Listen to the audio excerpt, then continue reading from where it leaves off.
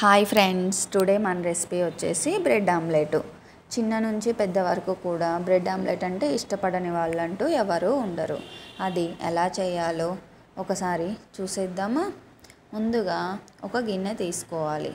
దానిలో ఒక స్పూన్ ఉప్పు, ఒక స్పూన్ కారం వేసుకోవాలి.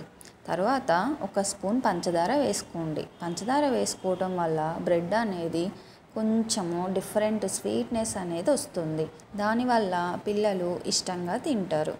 తర్వాత ఒక చిన్న గ్లాస్ పాలు పోసుకోవాలి. పాలు పోయడం వల్ల బ్రెడ్ అనేది ఇంకా స్మూత్గా వస్తుంది.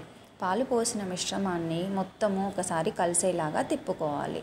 తర్వాత ఎగ్స్ తీసుకొని వీడియోలో చూపించిన విధంగా కుట్టి ఎగ్గు అందులో వేసుకోవాలి. తర్వాత ఆ మిశ్రమాన్ని కూడా మొత్తం ఒకసారి కలిసేలాగా మంచిగా కలుపుకోవాలి. కలుపుకున్న మిశ్రమాన్ని పక్కన పెట్టేసుకోండి. పక్కన పెట్టుకున్న తర్వాత గ్యాస్ ఆన్ చేసి దాని మీద పెనం పెట్టి పెనం వేడయ్యేదాకా ఉండాలి. తర్వాత వీడియోలో చూపించిన విధంగా ఒక బ్రెడ్ని తీసుకొని మనం ఇందాక కలిపిన మిశ్రమంలో డిప్ చేసేసుకొని బ్రెడ్ని తీసి ఆ ప్యాన్ మీద వేసుకోవాలి. తర్వాత నెయ్యి కానీ ఆయిల్ కానీ ఒక స్పూన్ వేసుకోవాలి. నెయ్యి ఆయిల్ అనేది మీ ఆప్షనల్ అండి, ఏది ఉంటే అది వేసుకోవచ్చు. తర్వాత వన్ సైడ్ ఎర్రగా కాలాక రెండో సైడ్ కూడా అలానే రెడ్గా కాల్చుకోవాలి.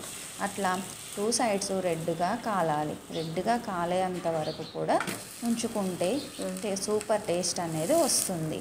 తర్వాత 2 సైడ్ల రెడ్గా కాలాక మనం సర్వింగ్ బౌల్లోకి తీసుకోవాలి. అంతే, ఎంతో టేస్టీగా ఫ్లఫీగా ఉండే బ్రెడ్ ఆమ్లెట్ రెడీ అయిపోయింది. ఇది పిల్లలకి చాలా నచ్చుతుందండి బ్రెడ్ ఆమ్లెట్ అనేది. Okay friends, bye.